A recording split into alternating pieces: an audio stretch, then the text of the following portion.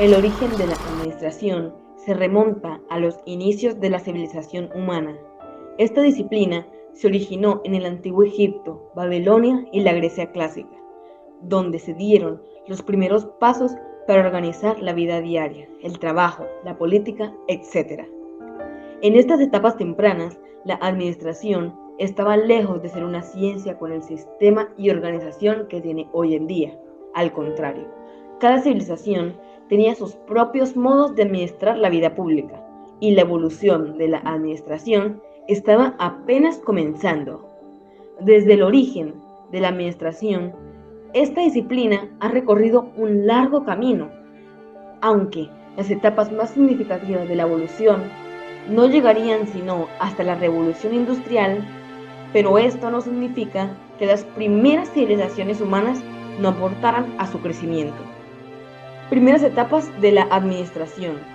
Estas primeras etapas se caracterizaron por ser muy experimentales y cambiantes, y cada sociedad ensayaba sus propias formas de organizar sus recursos humanos y materiales, y los objetivos por los que lo hacían variaban de manera considerable. Durante las primeras etapas, las primeras protagonistas fueron, sobre todo, dos civilizaciones, el reino babilónico y la antigua Roma. El reino babilónico. En su apogeo, el reino de Babilonia dominó algunas de las vías comerciales más importantes del mundo antiguo y proyectó su influencia sobre todo Oriente Medio. Su rol en la evolución de la administración es uno de los más fundamentales, sobre todo en el periodo en el que Hammurabi dirigió el reino, desde el año 1792 hasta el 1750 a.C. En estos años, Hammurabi desarrolló un sistema de gobierno centralizado y proclamó un código legal con más de 260 leyes, las cuales regulaban la actividad económica y establecían un estándar de conducta para los ciudadanos. Y así, el Código de Hammurabi funcionó no solo como un marco legal, sino como un conjunto de normas que administraron y regularon la vida económica del reino. La antigua Roma. Este dio pasos importantes para propiciar la evolución de la administración, lo que la hace una de las grandes protagonistas de la historia.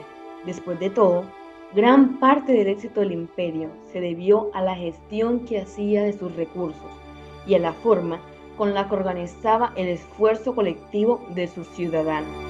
En este sentido, desarrollaron un fino o intrincado sistema administrativo para controlar y gestionar de manera eficiente los ámbitos militares, comerciales y políticos del imperio. Había leyes estrictas que controlaban desde los tratos comerciales hasta la vida diaria, y a las cuales tenían que atenerse incluso los más poderosos.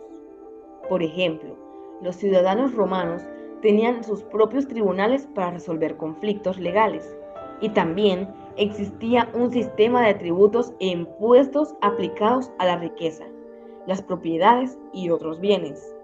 Y cada estrato social tenía sus derechos y obligaciones dentro de la sociedad. La Edad Media, la administración en el feudalismo.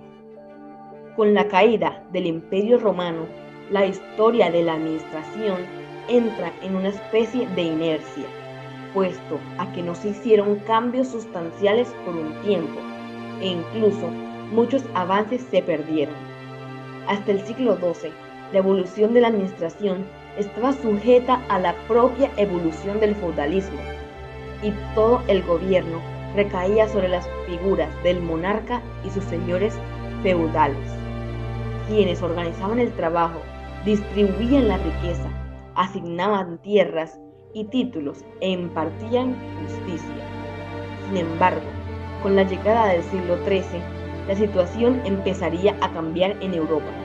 Las monarquías europeas comenzarían a sistematizar mucho más la administración pública, fundando cortes y tesorerías para organizar tanto aspectos legales como económicos de sus reinos. Con el tiempo, estos entes administrativos relacionados directamente con las casas reales y en algunos casos dirigidos por los propios reyes comenzaron a distanciarse, y a funcionar con relativa independencia, aunque respondiendo aún a las monarquías. Esto, aunque puede parecer poca cosa, representó un paso importante en la historia y en la evolución de la administración. Y pese a todo, todavía tendría que llegar la edad moderna para que la historia de la administración entrara a su etapa más significativa. Edad moderna, la revolución industrial y la administración. En el siglo XVIII, con la revolución industrial que experimentó Inglaterra y luego toda Europa, se darían los avances más considerables para la evolución de la administración. La introducción de nuevas tecnologías llevaría a la aparición de las fábricas y al despegue de los niveles de producción. Como resultado, el panorama económico y político cambió profundamente.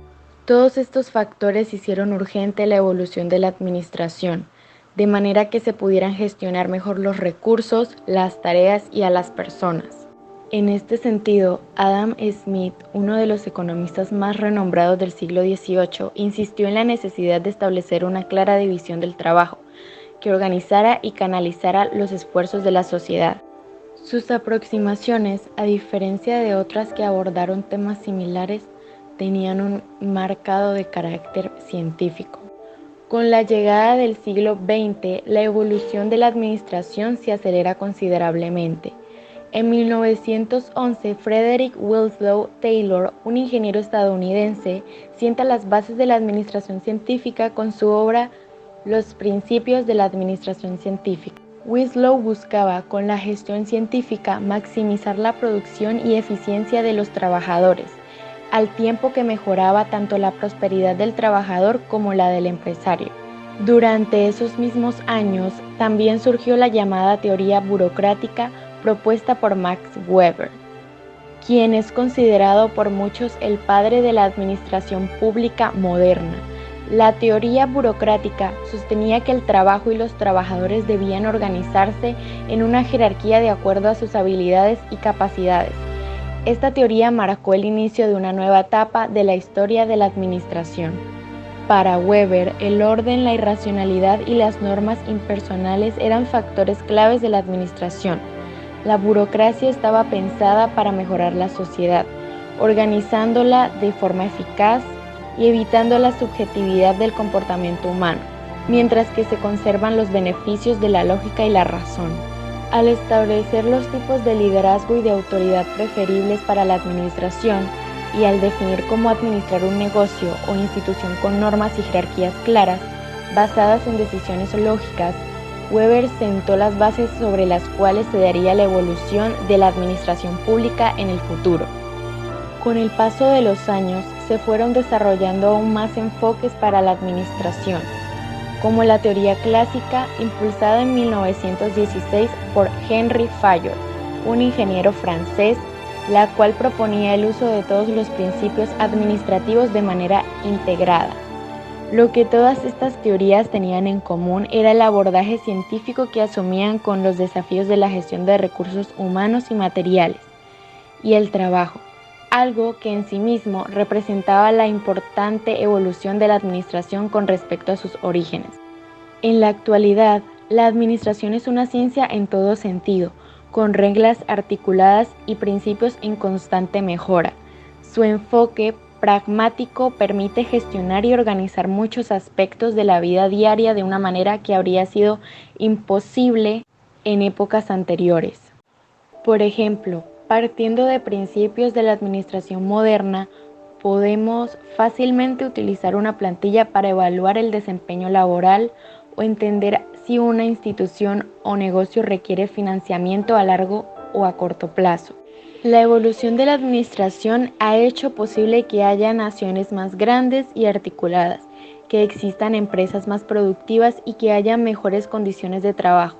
En pocas palabras, su papel en el progreso colectivo ha sido fundamental. Si llegaste hasta aquí, ya debes tener una idea mucho más clara del origen y la evolución de la administración y sobre todo de lo relevante que sigue siendo.